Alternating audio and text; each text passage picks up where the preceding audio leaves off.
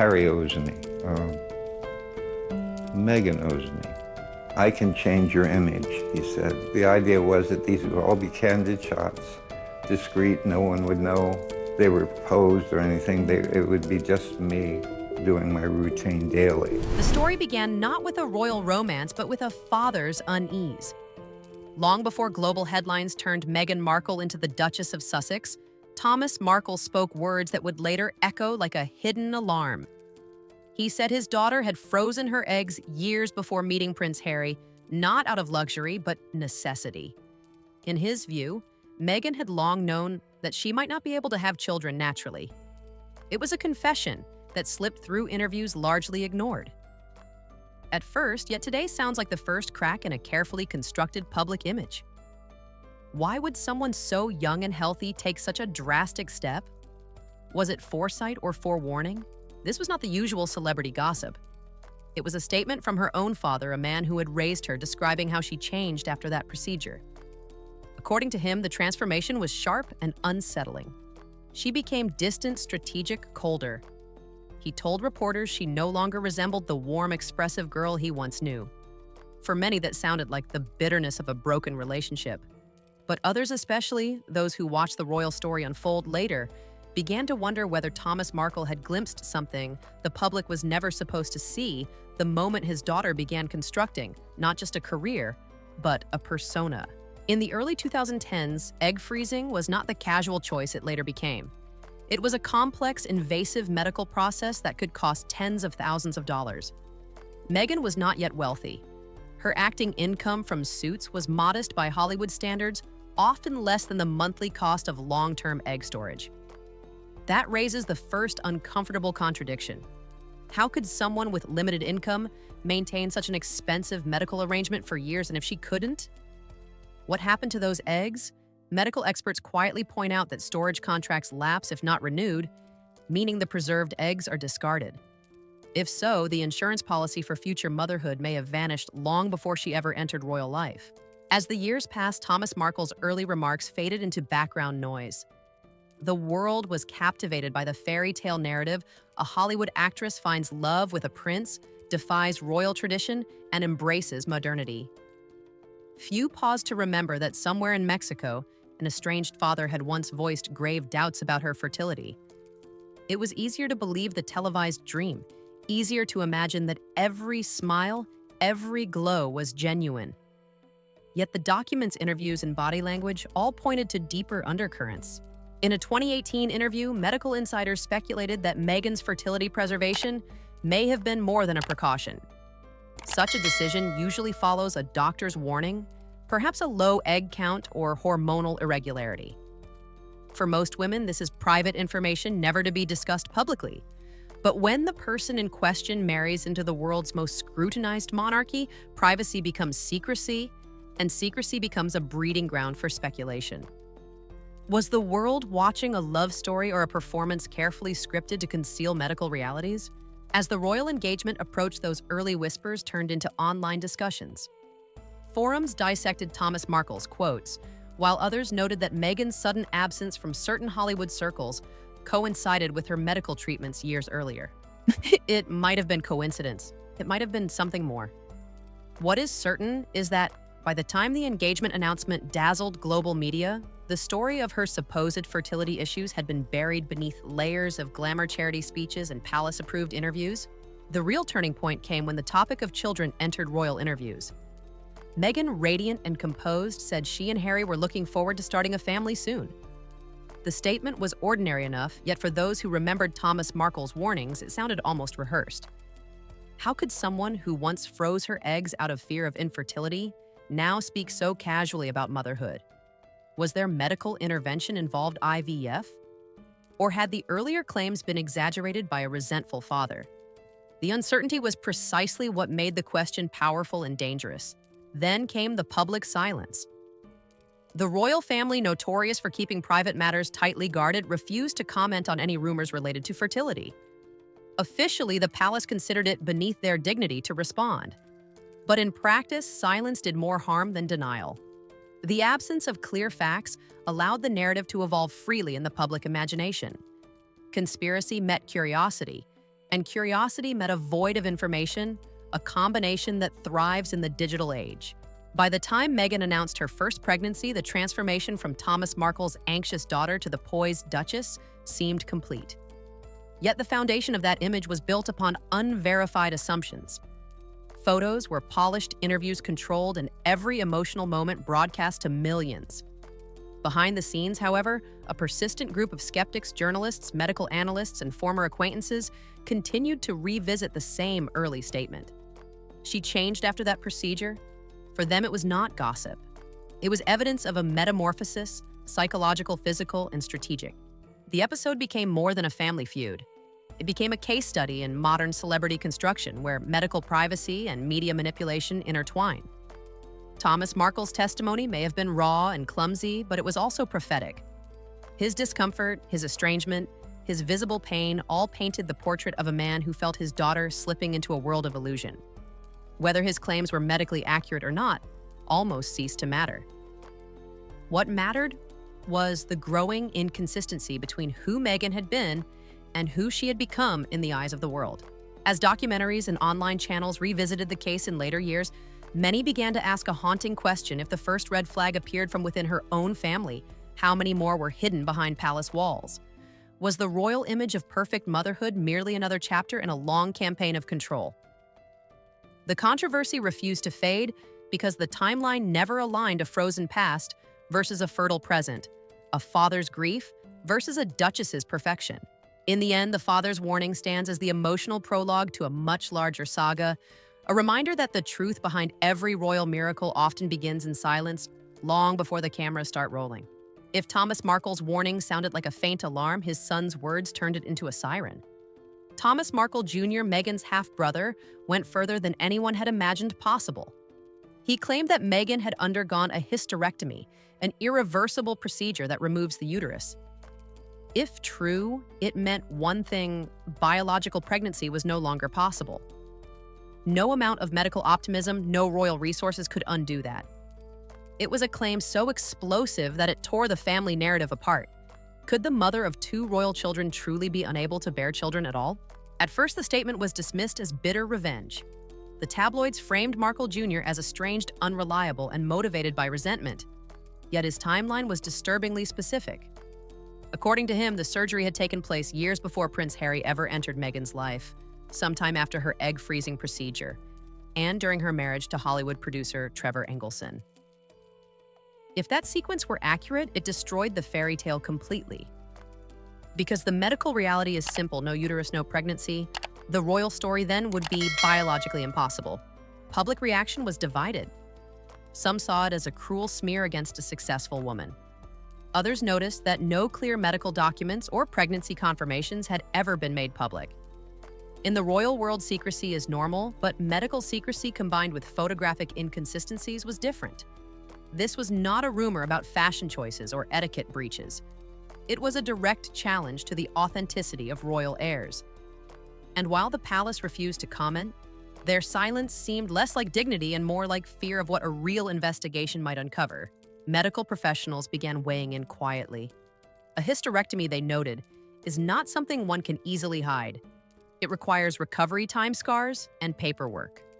However, such procedures can be done privately in the United States, especially for those with money or discretion.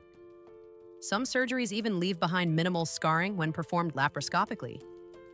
That possibility gave Markle Jr.'s claim a chilling plausibility. It wasn't impossible, it was merely inconvenient for the royal narrative. Observers began connecting dots that had once seemed unconnected. Meghan's first marriage ended abruptly after rumors of fertility struggles. Her father's account of emotional distance coincided with the period following the alleged procedure. And then years later came two children, born under unusually private circumstances. No hospital photos, no public confirmation of delivery, no visible medical team, nothing resembling the traditional royal birth announcements that had accompanied William and Kate's children. Instead, everything about Archie and Lilibet's arrivals felt strangely controlled and vague.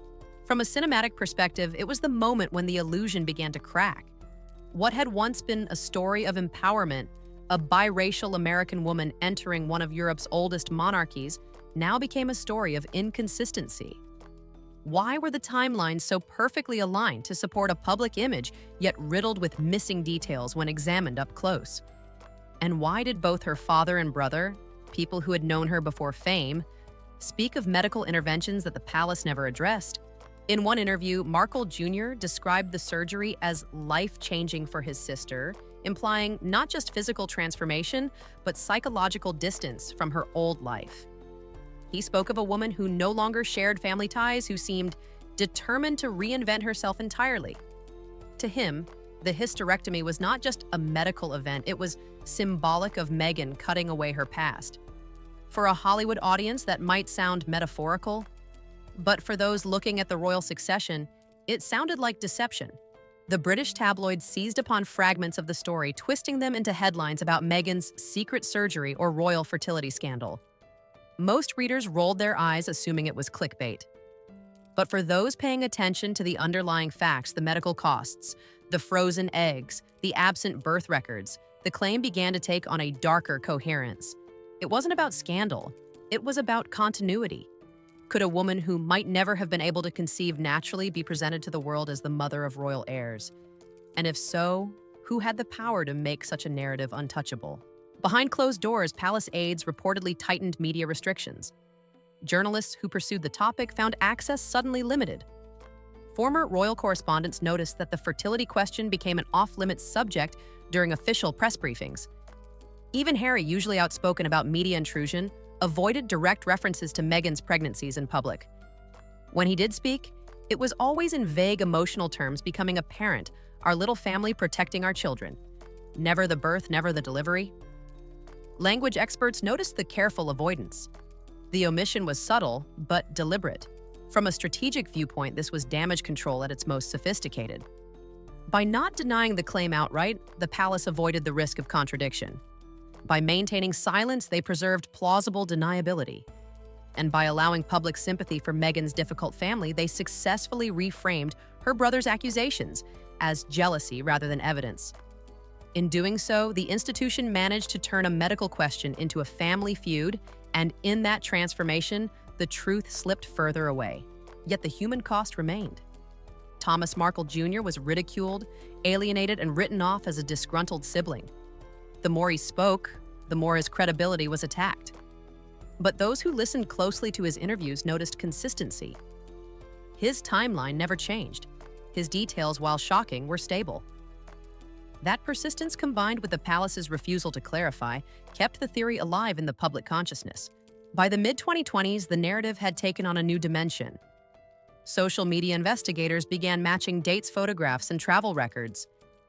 They noted absences that aligned suspiciously with reported recovery periods. They compared Meghan's early Hollywood photos with later royal appearances, finding subtle changes in posture and body shape consistent with abdominal surgery. None of it was proof, but together it built a mosaic of doubt. In the end, the brothers' claim transformed a family dispute into an institutional dilemma. If there had been a hysterectomy, the entire royal lineage narrative might rest on fiction. If there hadn't, then why did the palace treat the topic as untouchable?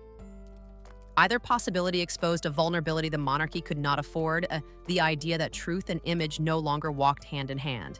And so the claim remained suspended in the gray zone between scandal and secrecy, unproven, unaddressed, but never entirely dismissed. Before royal titles and global fame, there was a simpler chapter in Meghan Markle's life, one that now reads like a foreshadowing of what was to come.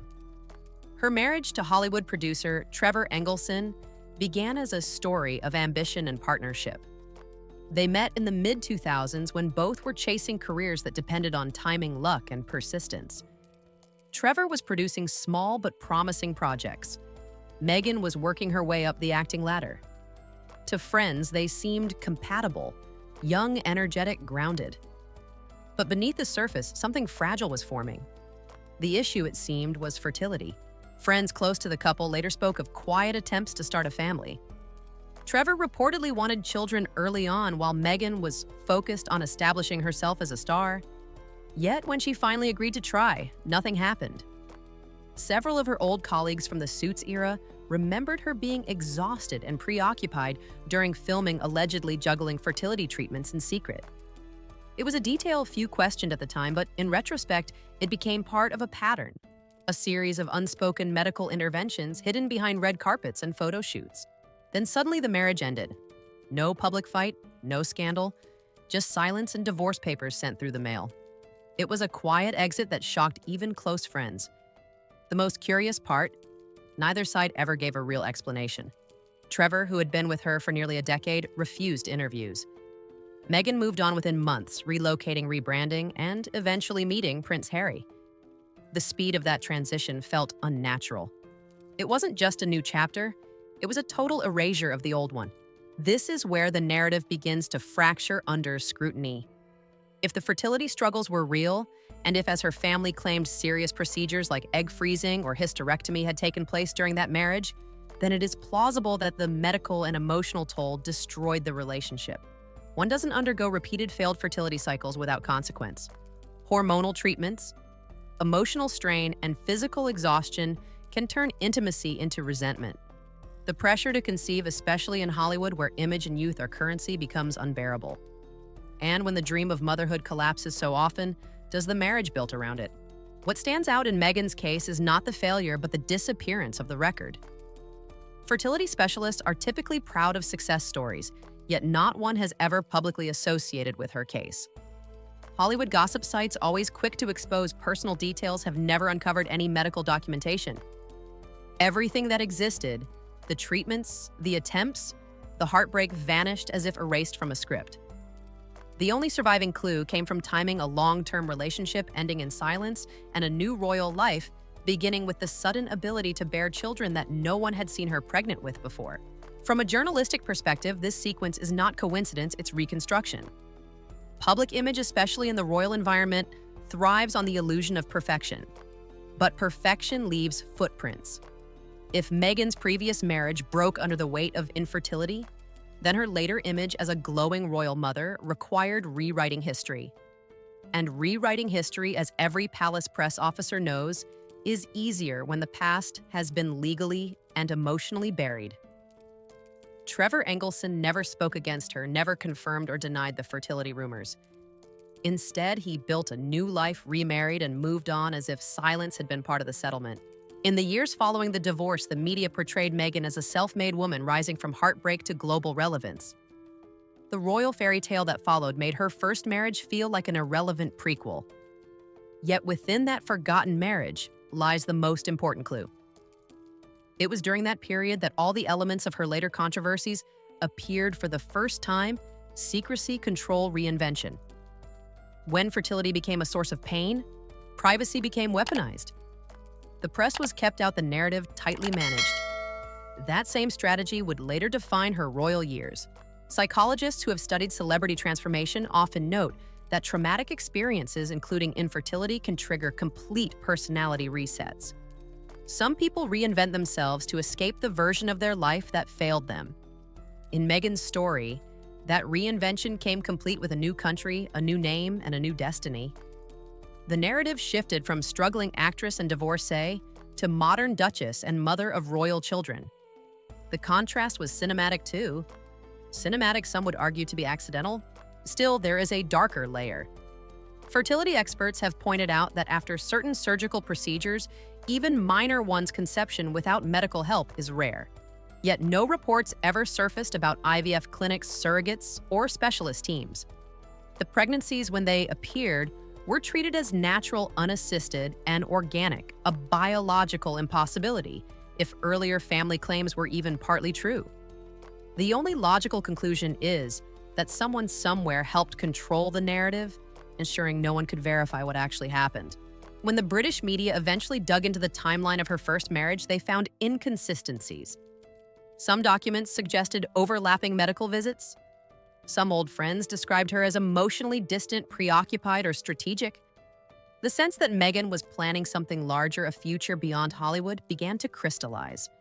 To them, the collapse of her marriage was not an end, but a calculated escape. By the time she met Prince Harry, Meghan had mastered the art of reinvention. The painful years with Trevor had been rewritten as a story of self-discovery. The fertility struggles had been replaced with a narrative of destiny and motherhood. And yet one question continues to haunt the story. How can one woman experience infertility separation? And surgical rumors then emerge as the perfect royal mother with no medical trace of transition in between. That question divides the world into believers and skeptics. Some see her as a woman who overcame private hardship through resilience. Others view her as the architect of one of the greatest illusions in modern royal history. Whatever the truth, the echoes of that first marriage remain. They are the ghost notes beneath the royal anthem, reminding the audience that before there was a duchess, there was a woman who fought biology, fame, and fate and somehow came out untouched. It began with celebration but ended in suspicion.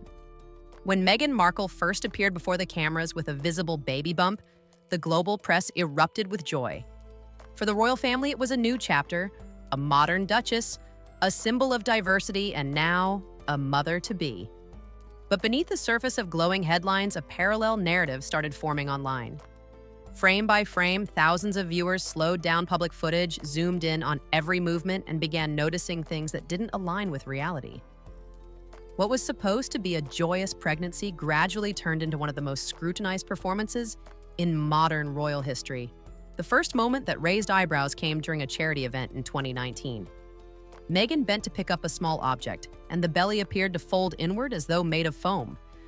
The clip captured in high resolution spread rapidly across digital platforms. At first, most dismissed it as a wardrobe illusion. But then more footage appeared. Her walking, turning, sitting, and the shape of the belly seemed to change.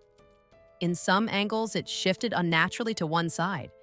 In others, it looked unusually flat or even detached from her body. For those with trained eyes, costume designers, photographers, and obstetric specialists, these irregularities were not something a natural pregnancy could easily explain. As the videos multiplied, so did the theories. The phrase moon bump, a term for prosthetic pregnancy bellies used in film and theater, began trending in online forums. It was a disturbing suggestion that the Duchess might have simulated pregnancy to preserve the illusion of motherhood.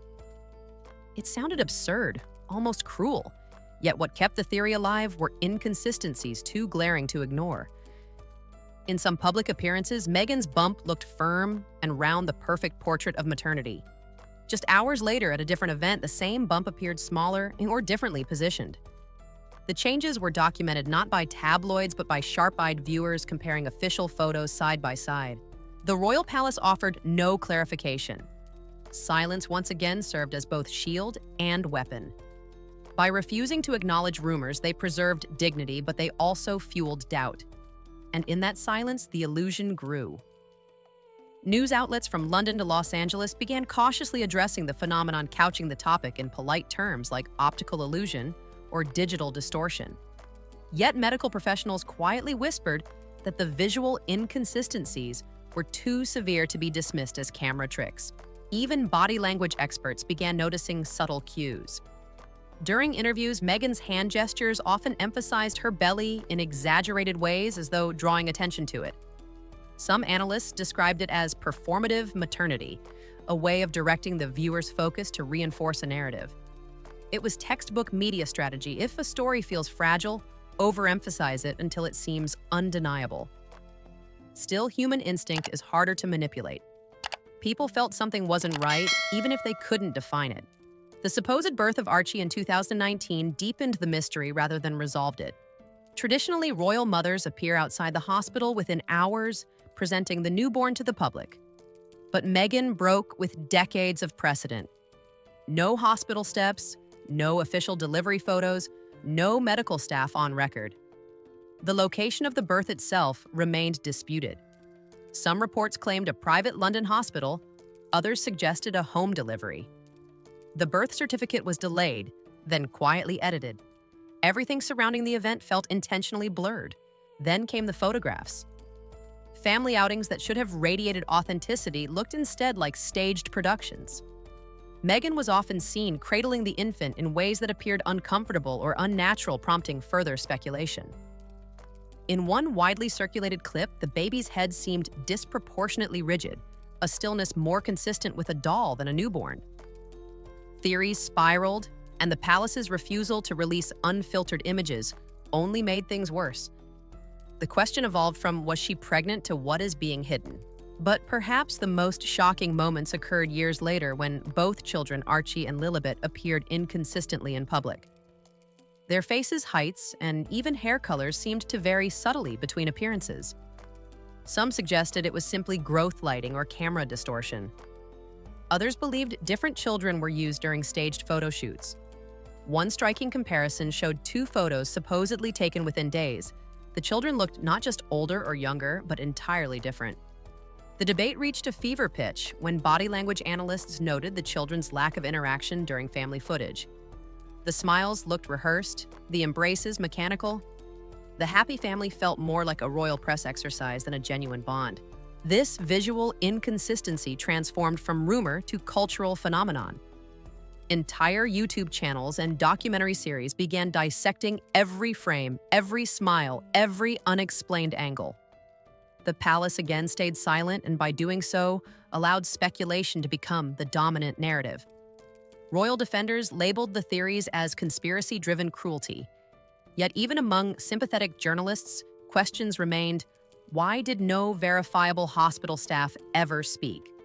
Why were the pregnancies treated as top-secret matters of national security?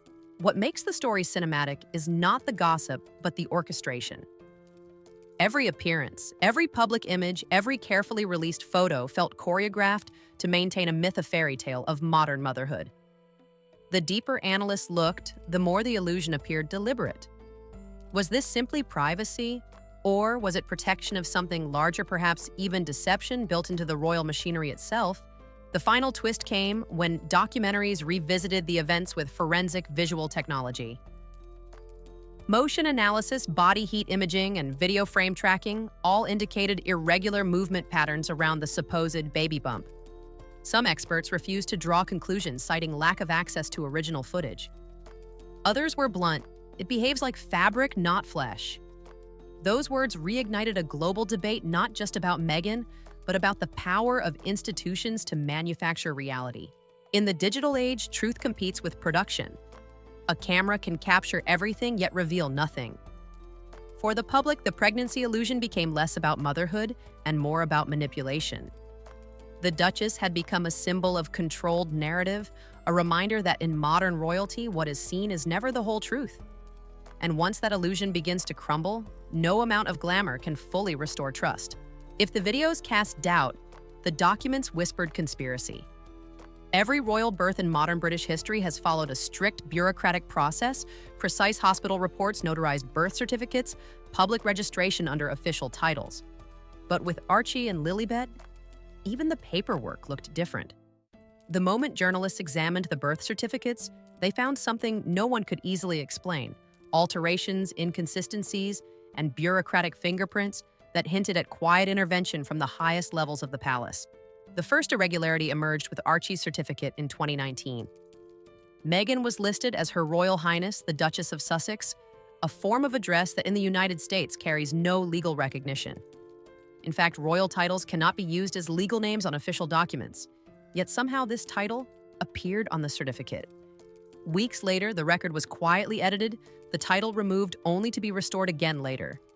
It was as if someone inside the system couldn't decide whether to follow the law or the royal script. At first, the palace dismissed the edits as clerical adjustments, but the pattern repeated itself with Lilibet's birth certificate registered in California. There, too, the title was used in ways that defied standard U.S. documentation procedures. The American registrar reportedly requested clarification from British authorities, a move unheard of for a private citizen's child. The fact that an official inquiry reached as high as King Charles suggested this was no ordinary correction. Something about the documentation didn't align not with British royal policy, not with U.S. law, and not with biology's timeline. Immigration officials were said to have been confused. Two royal children, both born outside the traditional royal system, both registered under legally ambiguous titles, both producing bureaucratic friction on two continents. It raised a simple but devastating question: why was so much effort needed to make something supposedly natural appear official? Royal births are normally celebrated with transparency medical teams, photographed hospitals, confirmed legal paperwork, open for press inspection. In this case, secrecy was absolute. No medical staff were named, no witnesses beyond palace representatives. The registry office entries read, like placeholders in a story that hadn't yet been finalized. Observers in both London and Los Angeles noticed something even more peculiar: the lack of digital trace. Official documents, when filed, typically leave metadata trails accessible through public registries.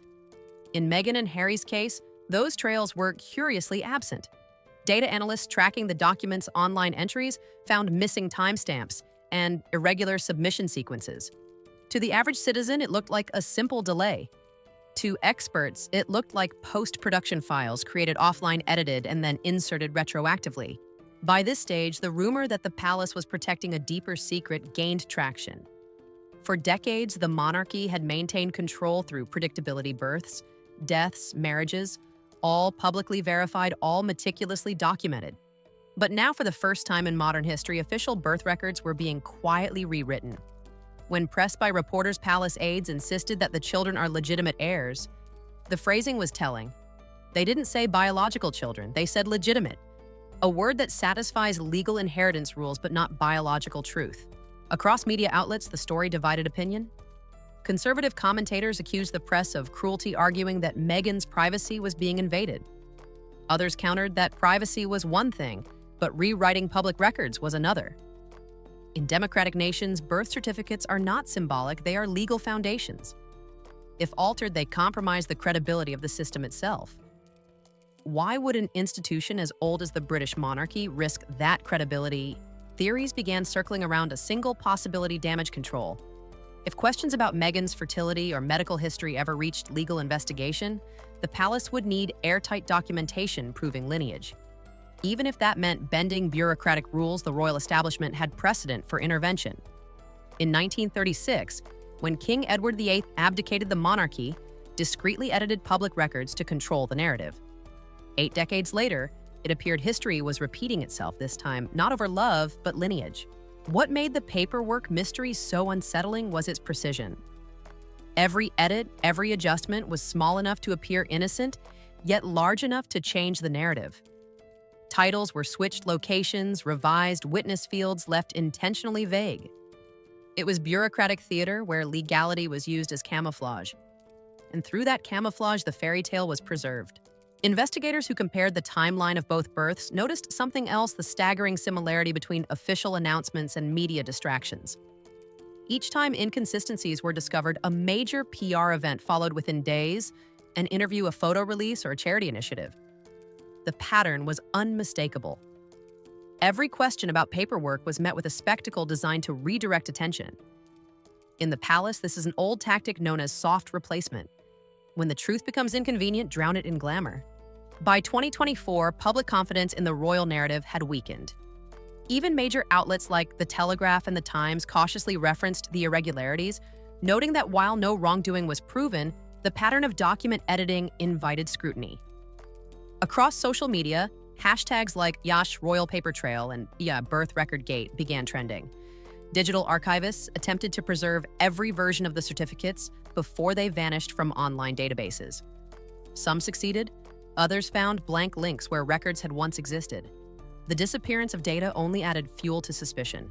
In the grand tapestry of the royal saga, this was the act where illusion met bureaucracy. For centuries, British monarchy thrived on ceremonial performance, crowns, carriages, and carefully crafted announcements. But paper does not lie easily. It holds fingerprints, signatures, and timestamps. And when even those began to shift like stage props, the illusion of truth faltered. The paperwork mystery left a haunting question in its wake. If official documents can be adjusted without consequence, what else in the royal narrative can be rewritten? In an age where truth is digital and permanence is an illusion, even birth certificates can become instruments of storytelling. For the monarchy, that may preserve image, but for history, it erases authenticity. When the paperwork questions began to spiral, the palace's response was not denial, it was diversion. Suddenly, headlines shifted overnight. New photos appeared, new interviews aired, new stories flooded the media cycle. Just as public attention turned toward the inconsistencies in Meghan's pregnancies or the altered documents, an entirely different topic would dominate the news. One week, it was a charity initiative. The next, an emotional video message. Later, a glossy magazine feature of the Sussexes with their children. Every time curiosity rose, distraction followed. The rhythm was precise, almost mechanical, as if scripted by an unseen hand. This was the point when the story ceased being about two individuals and began reflecting the full machinery of royal image management. What started as whispers about fertility had evolved into a coordinated campaign to maintain a narrative. Analysts who studied royal communications noted a pattern that aligned perfectly with crisis management protocols used in political and corporate scandals. In such playbooks, denial is risky, but distraction is reliable. The palace didn't have to silence critics, it only had to outshine them. Behind the scenes, major British networks received briefings about respectful coverage. Editors were advised, sometimes off the record, to avoid amplifying speculative narratives about Meghan and Harry's children. Even digital platforms noticed unusual moderation behavior. Search terms related to moon bump or birth certificate edits began returning fewer results, while new flattering content about the couple was algorithmically promoted. It was modern monarchy at its most sophisticated, not through censorship, but through saturation. From a socio-political perspective, this strategy worked. For a public conditioned to consume information at high speed, new stories replaced old doubts. Emotional interviews about mental health, racial injustice, and personal suffering reframed Meghan as a victim of cruelty rather than the architect of deception. The narrative shifted from "what is she hiding" to "why is she being attacked?" It was a genius inversion, one that protected both her image and the institution standing behind her. Yet within palace circles, whispers persisted. Sources close to staff members described unease over the level of coordination required to manage these distractions. According to insiders cited by the Sunday Times and Vanity Fair, royal aides were instructed to stay on message whenever the topic of the children's births resurfaced. "Protect the family," one insider recalled being told. "Protect the continuity." That phrase, continuity, echoed through corridors where image was synonymous with power. Continuity meant lineage, legitimacy, and control. If any of those cracked, so would the monarchy's moral authority. Observers began to connect the dots between institutional preservation and personal image. The British monarchy, after all, had survived centuries of scandal affairs, abdications, divorces, betrayals. But what it could not afford was an existential question about succession. For centuries, legitimacy had been the invisible crown, unquestioned, unchallenged. A single seed of doubt could unravel that myth. Thus, Meghan and Harry's story, whatever the truth behind it, became a state interest. Protecting it wasn't just about two individuals, it was about protecting the perception of royal continuity itself. Media theorists describe this as controlled unreality. It's the art of maintaining plausible truth while obscuring verifiable fact. The royal establishment, aided by a symphony of PR agents, sympathetic journalists, and digital moderators, crafted a carefully sustained version of reality. The children were real, the documents were valid, and the questions, according to official channels, were cruel invasions of privacy. That framing became the moral shield. And once morality enters the argument, investigation becomes taboo. Even public opinion followed the curve. Each controversy was quickly overshadowed by an emotional confession from Meghan or a carefully timed appearance by Harry. Interviews with Oprah Winfrey, speeches about trauma documentaries, about their departure from royal life, all rechanneled the audience's emotional focus. Critics were recast as bullies. Skeptics became conspiracists. It was a masterclass in narrative reversal executed with surgical precision. But history is less forgiving than headlines. As investigative journalists and royal historians later examined the decade's events, they began to treat the Sussex saga not as an isolated scandal, but as a case study in institutional narrative control. Just as the British Empire, once ruled by spectacle ceremony empire, and display the modern monarchy ruled through media illusion. The royal family didn't need to hide the truth entirely. It only needed to replace it with something more cinematic. By 2025, however, that illusion began to fray.